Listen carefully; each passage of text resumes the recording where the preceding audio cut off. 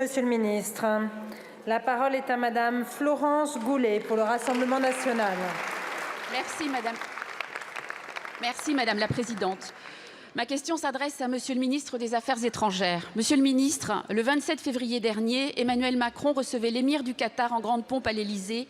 Un immense honneur pour la France, a-t-il même souligné, se félicitant de la conclusion d'un accord de coopération.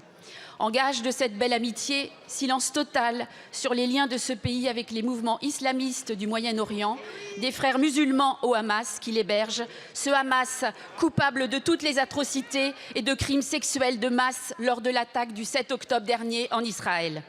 Silence total sur la condition des filles et des femmes, sur la polygamie encore pratiquée et la charia qui demeure la source principale du droit de ce pays. Silence total sur l'homosexualité criminalisée, punie d'emprisonnement et de châtiment corporel. Silence total aussi sur l'interruption volontaire de grossesse, interdite et condamnée d'emprisonnement. Il faut croire que pour vous et votre gouvernement, l'indignation est à géométrie variable. Votre silence est moins assourdissant lorsqu'il s'agit d'essayer de faire croire à nos concitoyens que dans notre pays, les libertés individuelles et les acquis des femmes pourraient être remis en cause. Ou lorsque vous dénoncez les décisions d'autres États comme les États-Unis ou la Pologne.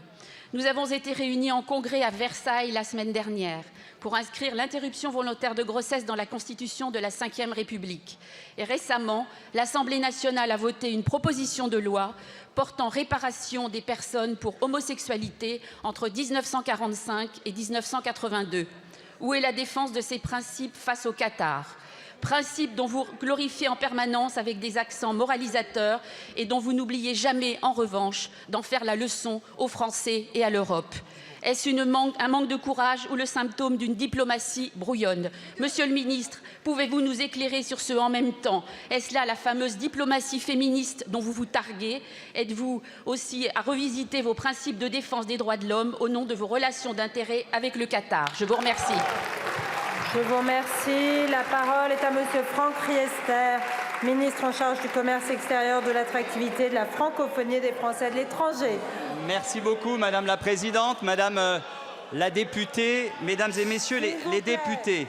En effet, à l'invitation du Président de la République, l'émir du Qatar a effectué une visite d'État en France les 27 et 28 février dernier, et la première depuis son accession au pouvoir en 2013. Je voudrais d'abord dire, et vous l'avez rappelé d'ailleurs, que nous avons avec le Qatar un partenariat stratégique et diversifié qui s'ancre dans une relation de confiance et une coopération bilatérale de longue date.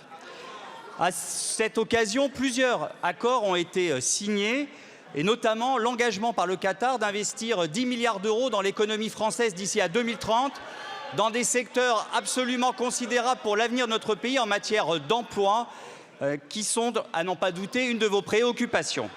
Je voudrais aussi souligner que nous avons eu l'occasion avec le Qatar de rappeler le rôle considérable que joue l'Émirat en matière de médiation dans la guerre à Gaza et qu'il travaille avec nous pour la libération des otages qui sont encore emprisonnés à Gaza. Je rappelle que le Qatar avait aussi, lors des problèmes en Afghanistan, contribué au rapatriement de nos compatriotes depuis l'Afghanistan.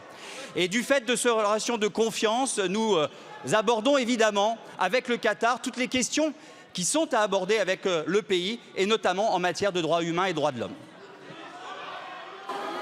Merci beaucoup, Monsieur le ministre. Vous n'avez plus de temps du tout, ma chère collègue.